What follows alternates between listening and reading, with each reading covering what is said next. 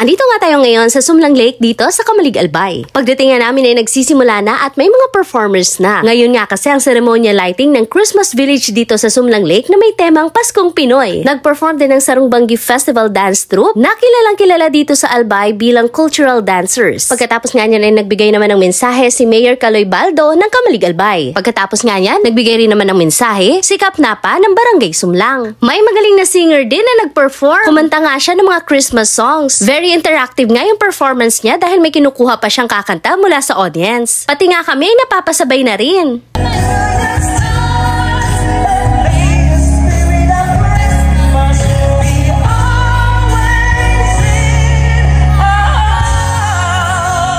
Pagkatapos nga niyan ay nag-countdown na para sa ceremonial lighting.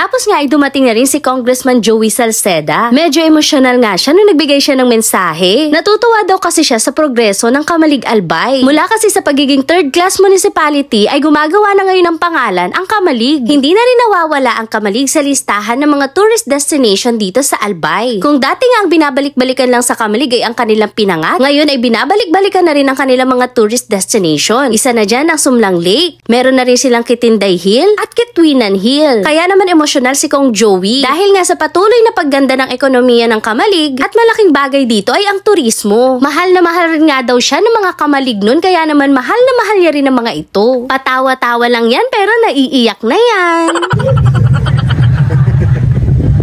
Sabi sa ninyo kung ano pa gusto nyo gibonggo.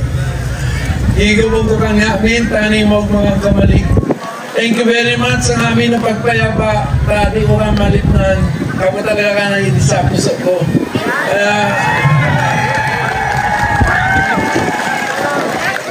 Gusto ko nga na bumalik na. Bunabot sa daraga. Gusto ko yun sa kapatid.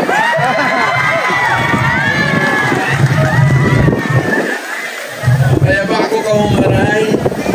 Ulitan ko. Mas yun o, ayaw ta ninyo.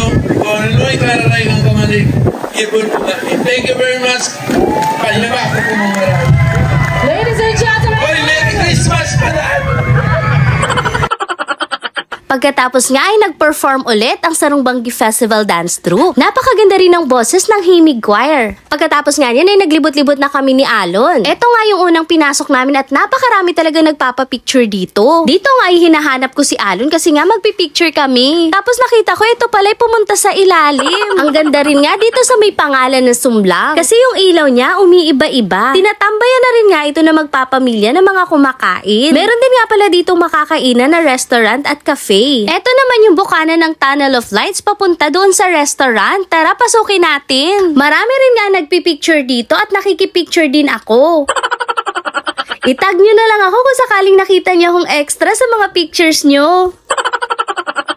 100 pesos nga pala ang entrance dito sa Sumlang Lake. Naalala ko nga nung pumunta kami dito at kumain kami sa Socorro's Restaurant. Pag naka 1,000 pesos ka na bill sa kanilang restaurant ay marerefund ang yung entrance ng 50%. Nung opening nga pala ng Christmas Village ay nandito rin si Santa Albay. Last year nga ay nandito rin siya at nagpapapicture din sa mga bata. Binigyan nga ng pagkakataon na magpapicture yung mga bata after na nung program. Si Alon nga ay isa rin sa mga matyagang pumila. Eto nga pala yung inupuan ni Santa Albay. Nakapwesto siya dito sa gitna ng display kung saan may background na nakalagay ay Sumlang Lake. Pwede dito magpa-picture dahil nandito yung kabuuan ng kanyang display. May mga nabibilihan rin nga pala ng mga laruang umiilaw dito sa loob ng Sumlang, kaya naman ito si Alon yung laruan na binili niya ay piniflex niya pa. Napakarami pang pwede mapapicturean dito mga nanayin. Nung nag-dinner nga kami ay pumasok din si Santa Albay at nagpa-picture din sa amin. Yun lang. Salamat tonon!